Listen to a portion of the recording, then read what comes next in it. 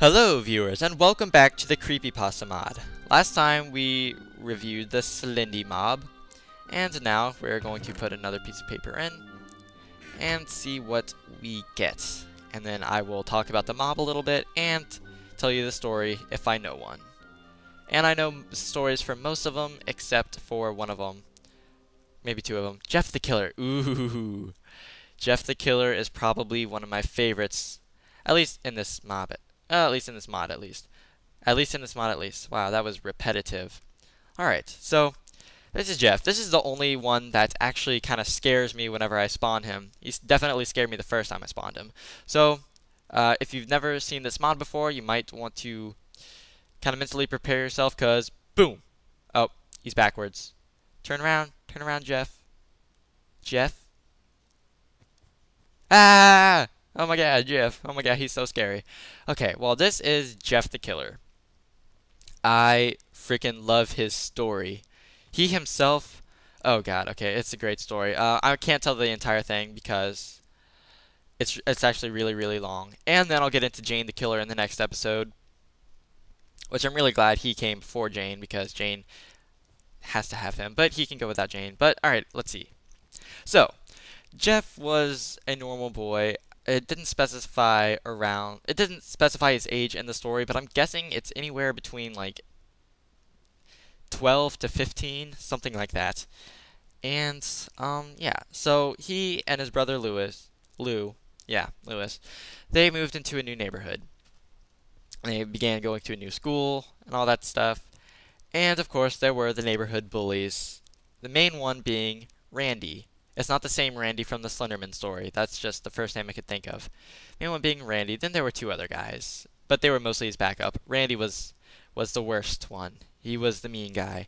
Well, so they were waiting at the bus stop, and Randy approaches them with his two friends and tells them that if they want to ride the bus, they have to pay him. It's basically kind of like a bully telling you to give me your lunch money, all that. Well, Jeff had been getting this feeling lately, which I know that sounds kind of corny, but still, he was getting this feeling. It's not anger and not discomfort or anything. It was just a feeling that he couldn't explain. And whenever Randy, was bullying him, that feeling came about again, and he didn't know what to do.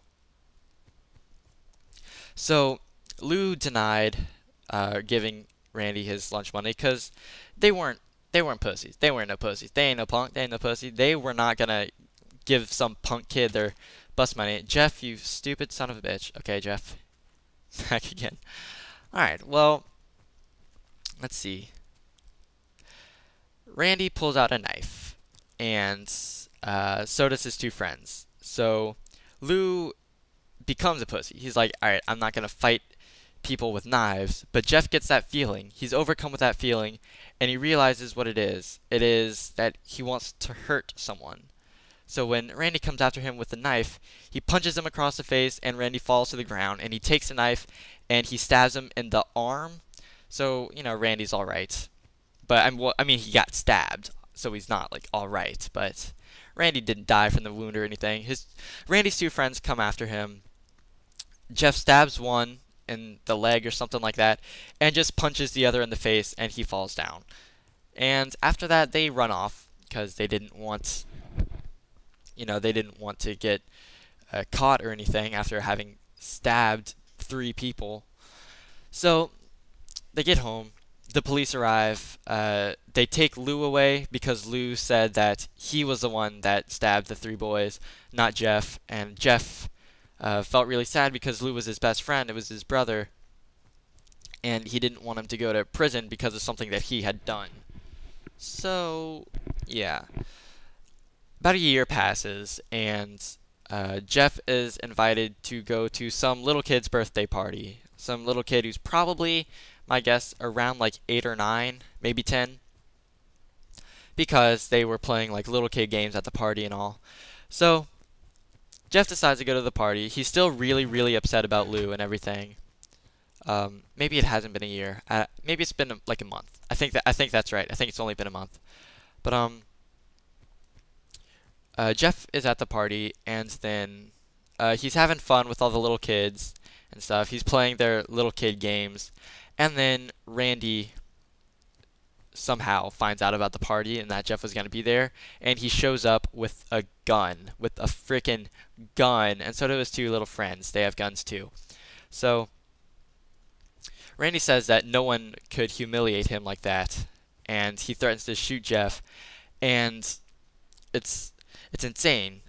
All the little kids are screaming. That's a text message. All the adults are screaming and trying to get their kids, and then Randy's two friends says, "No one move, or we're gonna, shoot you all." And so, well, what do you do in that situation? You just don't move. So Randy puts down his gun and says that he wants to have a fair fight with Jeff, fists only, and then just see how that works out. It actually, it wasn't a very fair fight because his two friends pinned Jeff down, and then Randy punched him over and over, and then he let Jeff get up and then have the fair, quote-quote, fist fight. So Jeff instinctively tries to run inside and hide. And let's see, Randy follows him inside, grabs a bottle of vodka from a cabinet, and smashes it over Jeff's head. So Jeff is now covered in vodka and glass, and he's bleeding. And then he gets that feeling again. He gets that feeling that he has to hurt someone.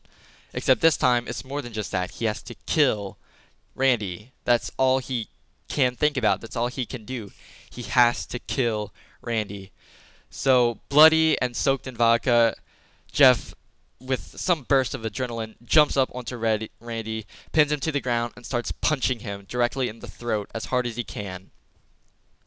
He punches him over and over and over until his throat just ruptures, I guess, and he suffocates. So that's how Randy dies in a stranger's house, because Jeff punched him a bunch of times. So, let's see. Randy's two friends follow Jeff inside with the guns, and they begin shooting. So Jeff runs upstairs. I forget how the first kid dies, but I think it was just along the lines of, like, Jeff takes the empty vodka bottle and kills him with that. I'm not totally sure. But the second guy runs. He follows Jeff into the bathroom, and Jeff takes a, what's the word? He takes a towel rack. No, the shower rod, and they begin fighting with that. I don't know what happened to the gun at this point. I don't think the story explained that very well. He could have just shot him, but no. Jeff hits him with the what's the word? Crap. The shower rod. Somewhere along these lines in the bathroom, something happens with like a bottle of bleach. All right, this story is going terribly just because I can't remember what. Something happened, and then they both got bleach all over them. I think maybe the one guy, Randy's friend, tried to fight with the bottle of bleach, and it broke and spilled everywhere, or something like that. But anyway, yes, they're both covered in bleach, and then Jeff hits the guy with the towel rod, the shower curtain. Why do I keep saying towel? I don't know. With the shower curtain, and slices his chest open. He doesn't die immediately. The guy actually starts laughing, and then Jeff says, "What's so funny?" And the guy says, "Well, you're covered in vodka and bleach." And then he takes out his lighter and throws at him. So Jeff goes up in flames. He's now burning with bleach and vodka all over him. Keep in mind that everyone is downstairs, having no idea what's going on. People are, calling the police, trying to just get out of there. So Jeff runs downstairs, totally on fire. Then his parents and the owner of the house, see him, and they try to put him out. In vain. They keep trying, and eventually the ambulance gets there, and the paramedics are able to put him out. So Jeff wakes up in the hospital. He's covered in bandages. I need to set it to nighttime again. He's covered in bandages. And then, probably 6 weeks later, I would guess, it is time for the bandages to come off. So the doctor unwraps the bandages, and then his face looks like this. His eyes are completely singed. They're black rings around them at all times, from his eyelids burning off, and his eyebrows are gone. His lips are burnt to a thin, red, crispy line, and his face is completely bleached white from the bleach, you know. And his mother is terrified. He said he's deformed. He's horrifying. And Jeff looks in the mirror and sees himself, and he laughs because he says that this face is perfect for him.